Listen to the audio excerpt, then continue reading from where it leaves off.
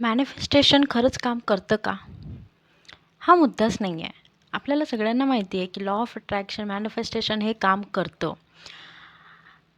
पण प्रश्न हा आहे की 9वी-10वी पण माहिती आहे, माझ्यापेक्षा जे छोटे असतात ना मुलं, ते कधी-कधी यायचे माझ्याकडे हे विचारायला की हे सांगून दे ना ताई, हे समजावून दे ना ताई, असं माझ्याकडे यायचे. तर मला वाटलं की हां, हे तर ग्रेट आहे. आपल्याला हे आवडतं आणि हे आपण करू शकतो. तर माझं 12वी होत आली ना, तोपर्यंत माझ्याकडे थोडे स्टुडंट वाढत गेले. मला असं वाटायला लागले की यार म्हणजे कमी स्टुडंट आहे ना, म्हणजे आपल्याला जेव्हा फीज येते वाटते ना, हां, आपण कमवतो पण हे जरा कमी वाटत आहे ना.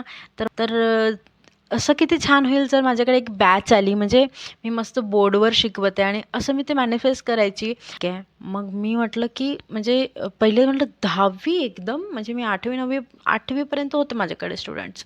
तर 10 झाली, तिसरी बॅच झाली आणि सोबत माझे हे छोट्या मुलांचे पण ट्युशन सुरूच होते आणि हे बॅचेस पण जेव्हा मी माझं स्कूलिंग सुरू होतं तेव्हा टीचर्सला जेव्हा धावताना येताना बघताय, टीचर्स येऊन ते काय म्हणते बायोमेट्रिक देत आहे आणि म्हणजे लाईफ सेट वाटायची टीचर्सची. तेव्हा पण मी व्हिज्युअलाइज करायचे की मी पण येत होती ना, तेव्हा मला वाटत होतं की कुठेतरी आपण मागे आहो, आपण स्कूल टीचर आहो, आपल्याला पगार कमी आहे.